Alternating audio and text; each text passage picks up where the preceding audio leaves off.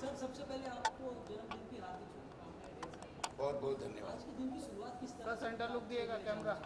क्या शुरुआत? जी आज खास दिन है आपके लिए, शुरुआत कैसे हुई आज के दिन? मैं समझा नहीं आपका।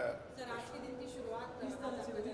आज सुबह से, आज 2 जून 2023 की, हम समझे 48 की बात कर रहे हैं। आज की बात करूँ सर सेंटर में देखिएगा, सवाल कहीं से भी है आप सेंटर लीजिए। आप फ्रंटल कौन सा है? ये है। यस सर पीछे यहाँ तो देखिए। आपको इधर आना पड़ेगा, मैं आपसे बात करूंगा। पीछे से पूछो।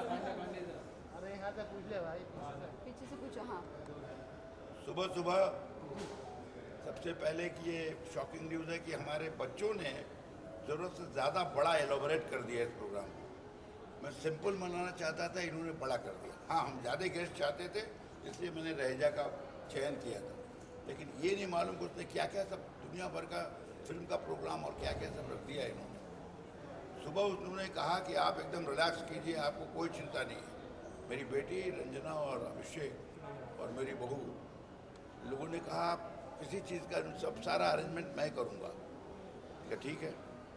सुबह हमने थोड़ी OTT की फिल्में देखी रिलैक्स करने के लिए, और फिर गुरु को याद किया। गुरु मेरे ख्याल में पहले गुरु को याद किया, उसके बाद OTT देखी, चाय पिया। तरह तरह की चाय पीता हूँ, हल्दी पानी भी पीता हूँ। अभी कोरोना ने याद दिला दिया कि हल्दी पानी कंटिन्यू करते रहिए। दूसरी बात है, नींबू की चाय पीता हूँ। कुछ कड़क चीज़ें, एंटी डायबिटिक चीज़ें हैं आयुर्वेदिक, वो भी लेता हूँ। फिर चाय लेता हूँ गर्म पानी के साथ, फिर थोड़ा सा बिस्किट और चाय फिर लेता हूँ। सर सब यही सब करता, जो डेली का रूटीन है वो किया मैंने।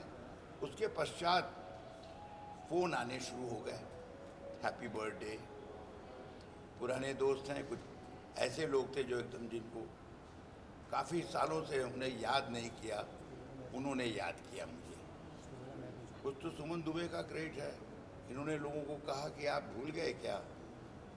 ऐसी ऐसी आर्टिकल्स इन्होंने छपवाई है, क्योंकि जो आपके जैसे पत्रकार बंधु आए थे उन्होंने मेरी ज़िंदगी 48 से लेकर, तभी तो मैं डर गया कि अब 48 से बताऊं कैसा शुरू हुआ, कैसे पैदा हुआ माँ की गोद से। मैं उनका जवाब देते देते कुछ थक सा गया, तो बच्चों को दे दिया कि इसका जवाब देना, और कुछ एक कॉल मेरे लिए छोड़ देना, उसका जवाब मैं दूंगा। तो 75 ईयर्स आप 75 आपके हो गए हैं, और साथ ही साथ 75वां इस बार ये भी होगा कि आज़ादी के भी 75वां साल है।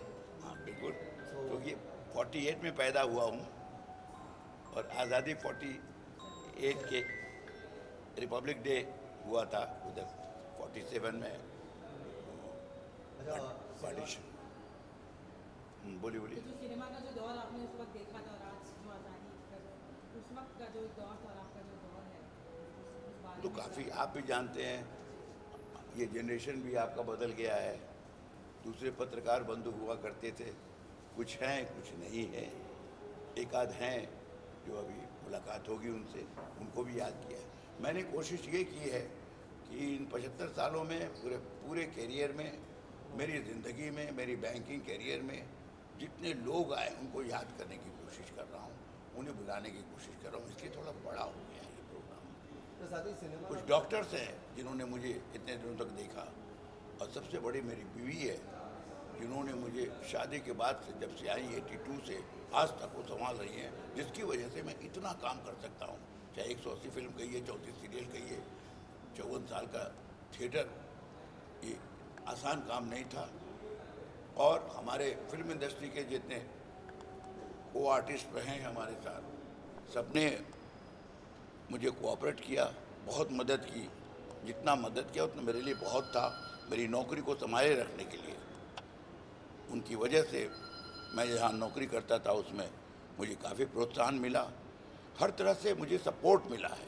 ईश्वर का सपोर्ट रहा, इसको कहते हैं ईश्वर का सपोर्ट, किसी न किसी के बहाने आता रहता है, वो सब कुछ मिला। मैं खुश हूँ कि मैं ये 75वां साल मना पा रहा हूँ, क्योंकि इसके बाद बच्चों का बर्थडे मनाना चाहिए। मेरा बर्थडे मना के क्या होगा, पर लोगों की डिमांड थी। हमारे वागले की टीम वाले भी चाहते थे कि मैं इसे मनाऊं, तो सब जितने लोग हो सकते हैं आएंगे शूटिंग करने के बाद। कुछ हमारे पुराने फिल्मी कैरेक्टर आर्टिस्ट हैं जो हमारे साथ काम कर चुके हैं, खेर साहब एक ज़माने में 82 में जब स्टार्ट किया था उन्होंने, तो उनकी भी याद आई, उनको भी छेड़ा। अपने सीरियल में ये दिलीप दोषी हैं, सतीश शाह है, शफी नामदार तो नहीं रहे, पर सुधीर पांडे भी आउट ऑफ स्टेशन है। जो लोग हमारे साथ काम किए, थिएटर के हमारे साथी, इप्टा के साथी, सब लोगों को याद किया है।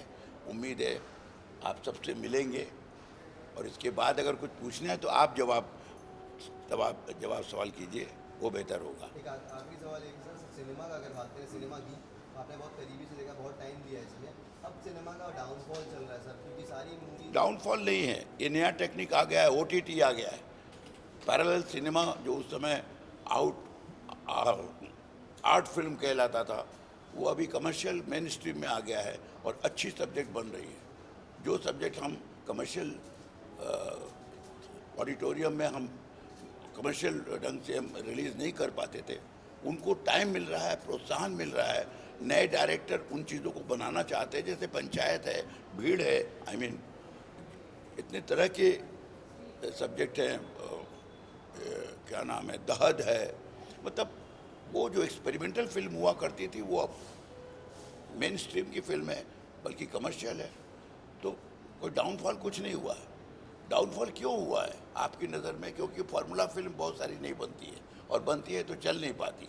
स्टार की ज़रूरत नहीं, ऑडियंस लिटरेट हो गई है, उन्हें मालूम है कि हमको क्या देखना है। सब्जेक्ट चाहिए उसको, असली सब्जेक्ट चाहिए, और सब्जेक्ट है हिंदुस्तान में, भरा पड़ा है। जब हम हॉलीवुड में फिल्म करने गए थे डेंजल के साथ 88 में, करीब 88-90 में, तो वहाँ पर एशियन कंट्रीज़ की तरफ लोग देख रहे थे, क्योंकि सब्जेक्ट ही नहीं था उनके पास। हिंदुस्तान में सब्जेक्ट की भरमार है। वुमेन ओरिएंटेड सब्जेक्ट बाहर कम होता है, क्योंकि फैमिली नहीं रहेगी तो हमारे यहाँ फैमिली चलती है, फैमिली के साथ साथ कहानियाँ बनती हैं। तो डाउनफॉल नहीं है, डाउनफॉल हर एक का होगा। समय गुजर जाता है, नई चीज़ आती है। अब देखिए, उस समय से अगर पहले वाली फिल्म CH आत्मा और KL सहगल का टाइम था, और ये आज आयुष्मान खुराना और विकी कौशल का ज़माना है। बीच में कितने स्टार आए चले गए,